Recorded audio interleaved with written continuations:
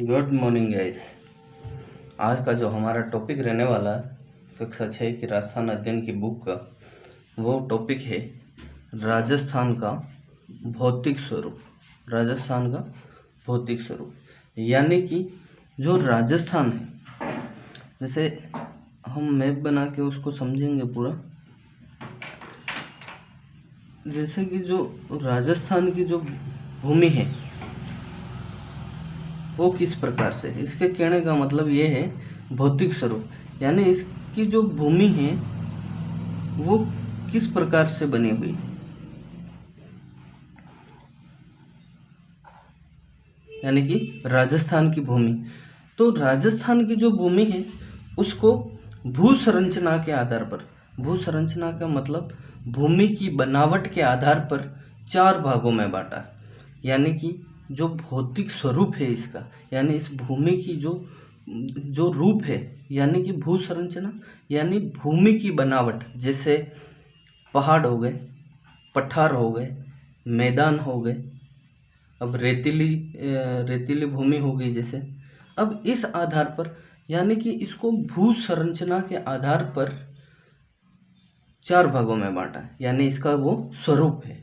ठीक है। अब जैसे हम सबसे पहले इस भौतिक स्वरूप के रूप में जब हम इसको देखते हैं तो इसकी जो भू संरचना, यानी कि इस राजस्थान को भू संरचना के आधार पर, भू संरचना के आधार पर 4 भागों में बांटा है। ठीक है। अब वो 4 भाग कौन कौन से? तो पहला है थार का मरुस्थल, थार का मरुस्थल। दूसरा जो भाग है अरावली पर्वतमाला, अरावली पर्वत। फिर उसके बाद है पूर्वी मैदान। फिर जो नेक्स्ट है दक्षिणी पूर्वी पठार। यानी कि ये जो 4 भाग हैं, इन 4 भागों में राजस्थान को बताया है। अब जैसे हम अब इसके बारे में एक एक का विस्तृत अध्ययन करेंगे, और ये जो टॉपिक है ये इतना इम्पोर्टेंट है कि मतलब अगर ये टॉपिक आपको समझ में आ गया तो आप राजस्थान से संबंधित यानी भूगोल से संबंधित कोई भी क्वेश्चन है वो अपन आराम से कर सकते हैं। इसलिए इसको बढ़िया तल्लीनता के साथ आप सुनना। जैसे कि मैं यहाँ अरावली पर्वतमाला बना देता हूँ। अरावली पर्वतमाला,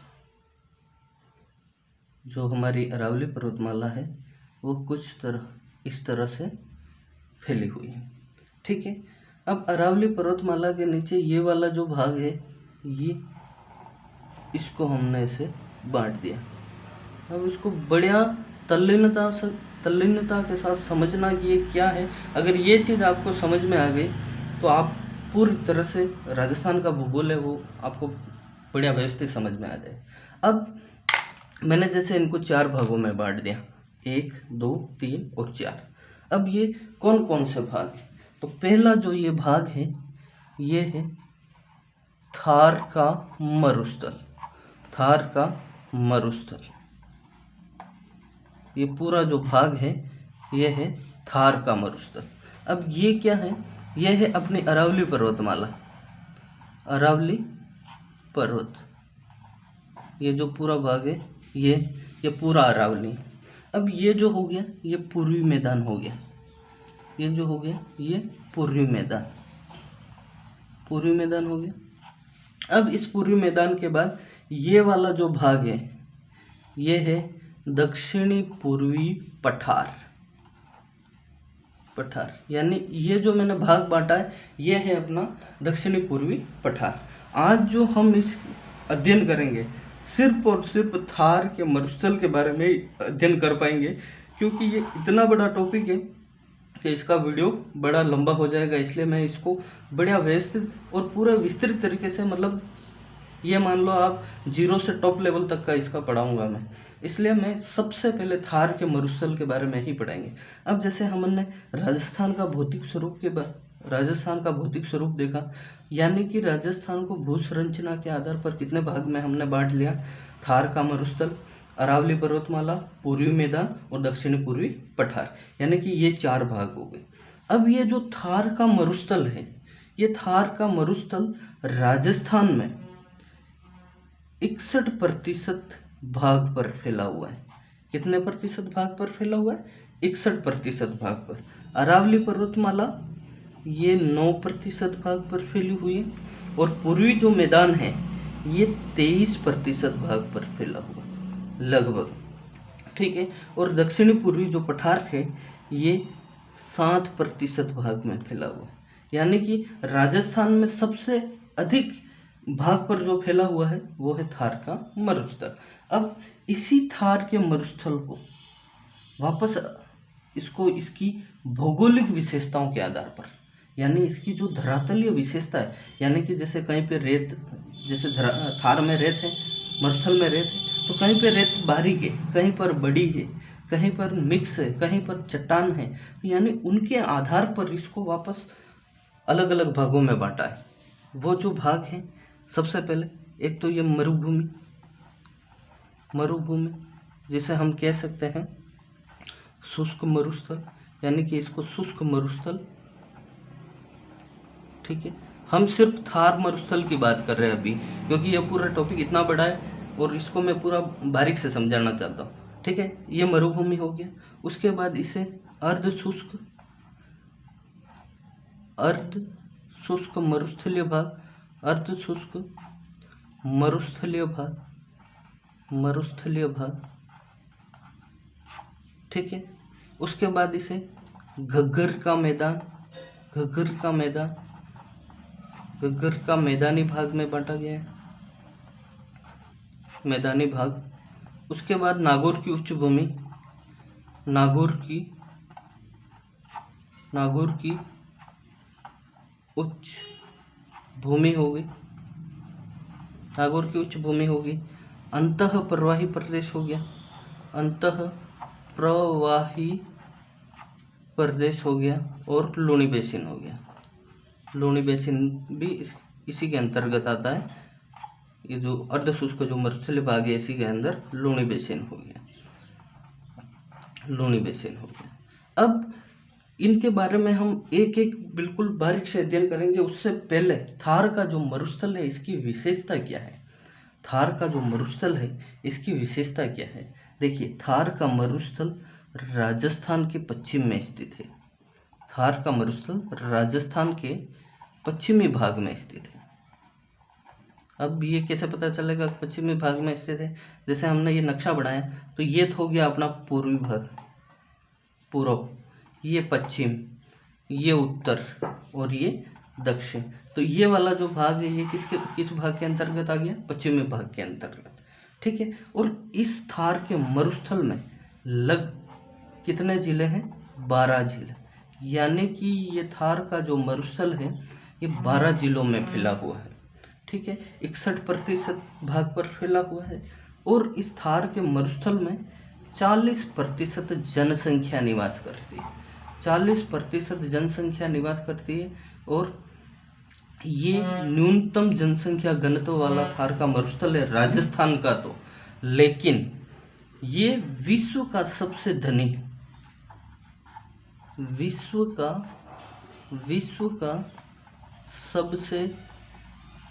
मरुस्थल है, सबसे धनी मरुस्थल, विश्व का सबसे धनी मरुस्थल है। क्यों है?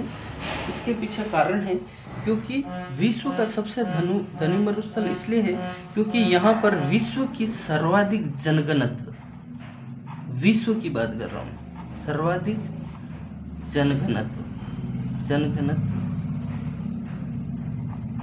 विश्व की सर्वाधिक जनघनत्व, सर्वाधिक पशु होगी। यहाँ पर वर्षा हो गई, यहाँ पर कृषि भी होती है, यहाँ पर खनिज है, सर्वाधिक जैव विविधता पाई जाती है। इस मरुस्थल में जैव विविधता पाई जाती है, और यहाँ वनस्पति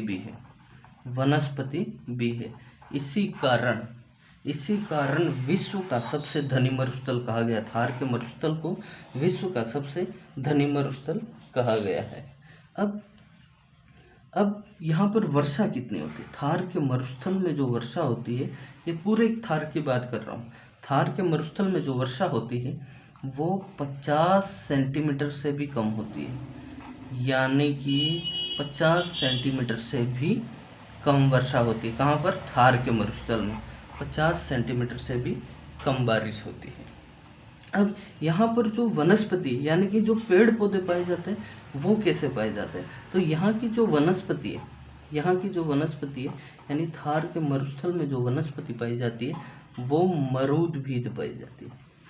मरूदभीद यानी कि ज़ेरोफाइट, इसे ही ज़ेरोफाइट कहते हैं। ज़ेरोफाइट इसका जो वैज्ञानिक नाम है, यानी कि ज़ेरोफाइट, इसे ज़ेरोफाइट कहते हैं। अब ये वनस्पति हो गई। थार के मरुस्थल की हम जानकारी ले रहे हैं। अब एक चीज़ ध्यान रखना, थार के मरुस्थल को 25 सेंटीमीटर सेमी समवर्षा रेखा 2 भागों में बांट दी।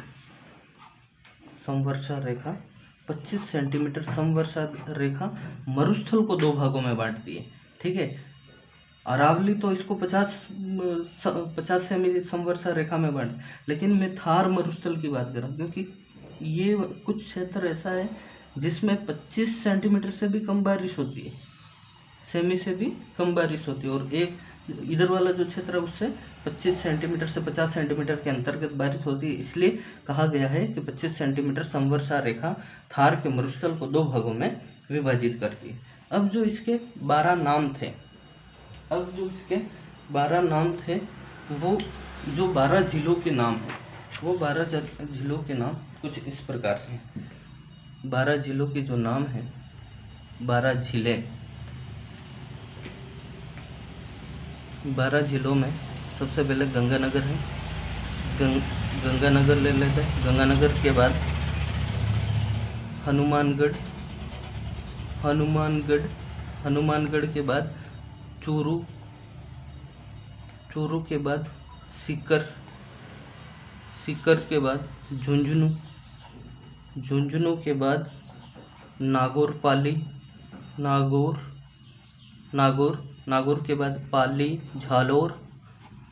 के बाद झालोर हो गया अपना, झालोर के बाद बाड़मेर हो गया, बाड़मेर के बाद जैसलमेर और बीकानेर हो गया, जैसलमेर और बीकानेर। ये जो ज़िले हैं ये थार के मरुस्थल के अंतर्गत आते हैं। थार के मरुस्थल के अंतर्गत ये ज़िले आते हैं। अब इसी थार के मरुस्थल को धरातलीय विशेषताओं के आधार पर, धरातलीय विशेषताओं के आधार पर वापस अलग अलग भागों में बांटा है। जैसे मरुभूमि जिसे हम शुष्क मरुस्थल कहते हैं, शुष्क मरुस्थल। ठीक है, शुष्क मरुस्थल हो गया। उसके बाद अर्ध शुष्क मरुस्थलीय भाग, अर्ध शुष्क मरुस्थलीय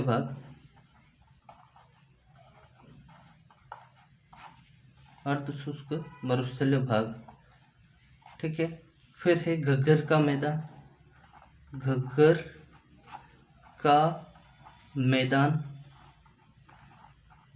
मैदान हो गया। नागौर की उच्च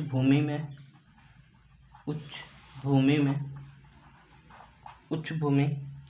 फिर है अंतः प्रवाही प्रदेश हो गया, जैसे अंतः प्रवाही प्रदेश में, ठीक है। और एक है लूणी बेसिन। अब इनके बारे में हम थोड़ी जानकारी प्राप्त कर लेते हैं। मरुभूमि जो है यहाँ पर जो वर्षा होती है 25 सेंटीमीटर से भी कम होती है। 25 सेंटीमीटर 25 सेंटीमीटर 25 सेंटीमीटर से भी कम वर्षा होती है। यहाँ पर जो वर्षा होती है वो 25 सेंटीमीटर से भी कम होती है। कहाँ पर? मरुभूमि यानी शुष्क मरुस्थल। जैसे कि हमने ये नक्शे के माध्यम से बता देता हूँ मैं एक बार, आपको थोड़ा सा पता चल जाएगा। जैसे हमने ये इसको 4 भागों में बांट दिया था। अब ये वाला जो अत्यंत शुष्क क्षेत्र जो है ना, ये वाला, यहाँ पर 25 सेंटीमीटर से भी कम बारिश होती है। और कभी कभी तो जैसलमेर जैसे क्षेत्र में बारिश ही नहीं होती। इसी के कारण इसको शुष्क मरुस्थल में यानी कि मरुभूमि में बांटा गया। ठीक है। अब थार के मरुस्थल को अर्ध शुष्क मरुस्थलीय भाग में बांटा गया। यहाँ पर 25 सेमी से यानी 25 सेंटीमीटर से 50 सेंटीमीटर तक वर्षा होती है। 50 सेंटीमीटर तक वर्षा होती है। ये तो पूरा थार का जो है, ये इसके बारे में आदि विशेषता मैंने उधर बता दी। यहाँ की बारिश के बारे में आपको ध्यान रखना है। अब जैसे है घग्गर का मैदान। अब घग्गर के मैदान के बारे में विशेष ध्यान रखना। घग्गर का जो मैदान है ये गंगानगर प्लस हनुमानगढ़ में 75% भाग कवर करता है। यानी 75% भाग पर विस्तृत फैला हुआ है। कहाँ पर? गंगानगर और हनुमानगढ़ क्षेत्र में। यहाँ पर घग्गर के मैदान को यानी घग्गर का जो मैदान है उसको नाले या पाट कहा जाता है। घग्गर का जो क्षेत्र फैला हुआ है उसको नाले या पाट का मैदान कहते हैं। ये चीज़ ध्यान रखना, ये चीज़ इम्पोर्टेंट है। नाले या पाट कहाँ पर है? तो घग्गर के मैदान में। अब है नागौर की उच्च भूमि। नागौर की उच्च भूमि यहाँ पर बंजर भूमि है। ध्यान रखना, बंजर भूमि है। बंजर भूमि, उसके साथ इसे हम लवण क्यों है? क्योंकि ये लवणीय भूमि है या क्योंकि यहाँ पर खारे पानी की झीलें हैं। नागौर में खारे पानी की झीलें हैं। खारे पानी की झीलें हैं जैसे सांबर हो गया, सांबर, डिडवाना, ये जो आदि क्षेत्र हैं। नावा हो गया, कुचामन हो गया। ये जो क्षेत्र हैं इन क्षेत्रों में खारे पानी की झीलें हैं। इसी के कारण यहाँ पर कोई फसल इतनी उत्पादित नहीं होती। इसके कारण ये लवणीय बंजर भूमि है और ये नागौर की विशेषता होगी। अब अंतः प्रवाही प्रदेश, इसको विशेष ध्यान रखना क्योंकि अंतः प्रवाही प्रदेश नाम आते ही हम घग्गर नदी की तरफ जाते हैं कि वो जमीन के अंदर बहती है, इसके कारण घग्गर नदी को अंतः प्रवाही कहेंगे। लेकिन नहीं, अंतः प्रवाही प्रदेश शेखावटी को कहते हैं। शेखावटी। अब शेखावटी का मतलब ये हो गया कि शेखावटी के अंदर चोरू है, सीकर है और झुंझुनू हो गया। शेखावटी में चोरू, सीकर और झुंझुनू, ये जो प्रदेश हैं ये शेखावटी के अंतर्गत आते हैं। यानी कि अंतः प्रवाही प्रदेश चोरू, सीकर और झुंझुनू है अंतः प्रवाही जो प्रदेश है। और इसका एक नाम विशेष ध्यान रखना, बांगड़। इसको बांगड़ प्रदेश के नाम से भी जानते हैं। किसको? अंतः प्रवाही प्रदेश को। अब ये बांगड़ मैंने क्यों बताया? क्योंकि राजस्थान में एक क्षेत्र है, एक तो वागड़ और बागड़। वागड़ और बागड़ तो डूंगरपुर और बांसवाड़ा को कहते हैं। लेकिन बांगड़ यानी ऊपर जो बिंदी लग जाती है बांगड़, तो बांगड़ अंतः प्रवाही प्रदेश, चोरू, सीकर और झुंझुनू वाले क्षेत्र को बांगड़ कहा जाता है। अब है लूणी बेसिन। बेसिन क्या है? नदियों द्वारा निर्मित जो मैदान है उनको बेसिन कहते हैं। नदियों द्वारा निर्मित मैदान को बेसिन कहते हैं। अब लूणी बेसिन कहाँ पर फैला हुआ है?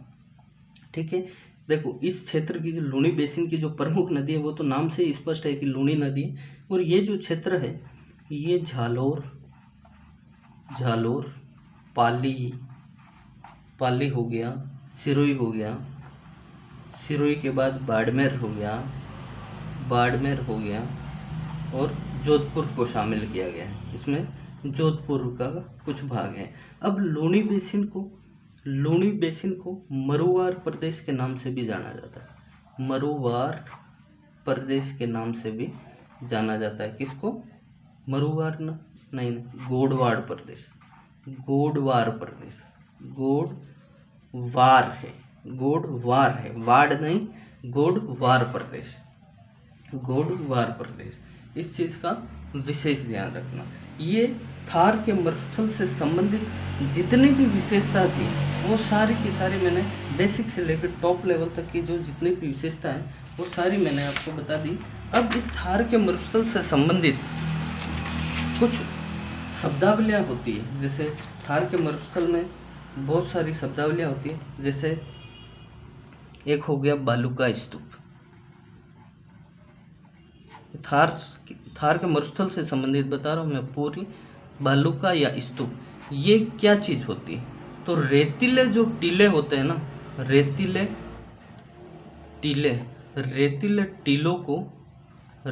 जो टीले होते हैं उनको बालूका स्तूप कहा जाता है।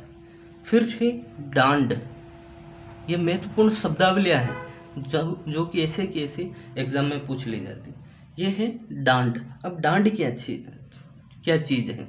तो ये विशिष्ट प्रकार की विशिष्ट लवणीय झीलें होती हैं।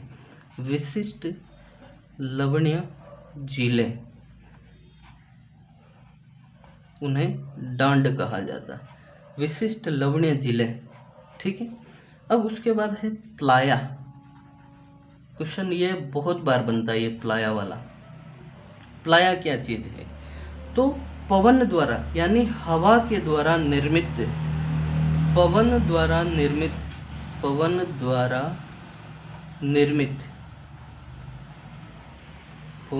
निर्मित खारे पानी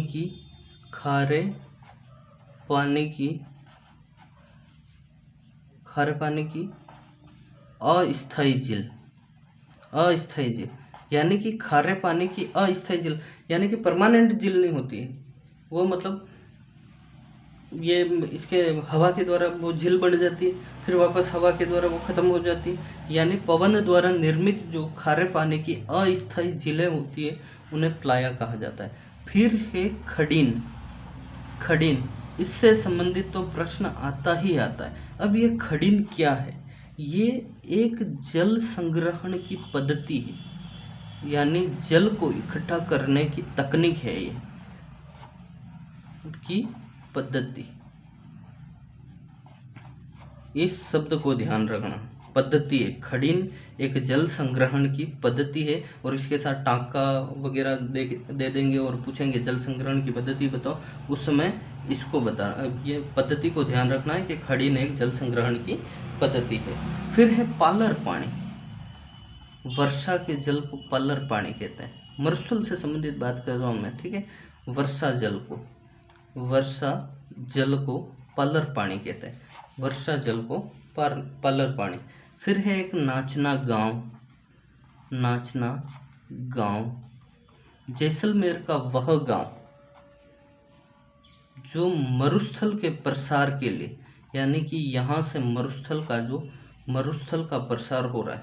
प्रसार का मतलब ये है कि मरुस्थल बढ़ रहा है, मतलब मरुस्थलीय भाग यहाँ इस गांव से बढ़ रहा है, ठीक है। फिर है थली। ये जो थली है ये बीकानेर से चूरू तक का जो मरुस्थलीय पट्टी है, बीकानेर से चूरू तक की जो मरुस्थलीय पट्टी है उसे थली कहते हैं। मरुस्थलीय पट्टी, बीकानेर से चूरू तक की जो मरुस्थलीय पट्टी है उसे थली कहते हैं। फिर है एक मोस्ट इम्पोर्टेंट पीवना। मोस्ट इम्पोर्टेंट है, इसे ध्यान रखना। पीवना ये एक विषैला सांप है जो मरुस्थल में पाया जाता है। विषैला सांप, बिसेला सांप, ये कहाँ पाया जाता है? मरुस्थल में। नेक्स्ट है एक समगांव। समगांव ये भी एक जैसलमेर का गांव है जो वनस्पति रहित गांव है। यहाँ पर वनस्पति नहीं पाई जाती, वनस्पति रहित गांव। और ये जो समगांव है ये अपने टीलों के लिए भी फेमस है। यहाँ पर सफारी टीलों ऊँट की सवारी या सफारी होती है। टीलों सम के टीलों के लिए प्रसिद्ध है। ठीक है, समगांव जो है ये वनस्पति है और टीलों के लिए प्रसिद्ध है। और एक गांव और है, आपने एक मूवी देखी हो तो कालो कुलधरा गांव। कुलधरा गांव जो कालो मूवी बनी हुई है वो इसी कुलधरा गांव पर बनी हुई है। यहाँ पर एक तो कैक्टस गार्डन है, और ये जो गांव है ये भूतिया गांव के नाम से जाना जाता है। ये थार मरुस्थल से संबंधित जितनी भी महत्वपूर्ण शब्दावली थी वो सारी की सारी हमने देखी है। और थार मरुस्थल के बारे में जितना भी हमने विस्तृत अध्ययन कर सकते थे किया है। अब इसके आगे के जो अरावली पर्वतमाला है, पूर्वी मैदान है, उनके बारे में हम कल पढ़ेंगे, क्योंकि आज का वीडियो बहुत ज़्यादा लंबा हो जाएगा और आजकल वीडियो अपलोड करने में मुझे थोड़ी टेक्निकल प्रॉब्लम आ रही है इसकी वजह से। और एक चीज़ ध्यान रखना, अगर आज वाला टॉपिक अच्छी तरीके से समझ में आ गया तो आप राजस्थान का कोई भी एग्ज़ाम में कैसा भी क्वेश्चन आएगा उसको हल कर सकते हैं। ठीक है, इसी के साथ आपका बहुत बहुत धन्यवाद। मिलते हैं कल के वीडियो में इसी पार्ट का भाग 2 लेकर। धन्यवाद।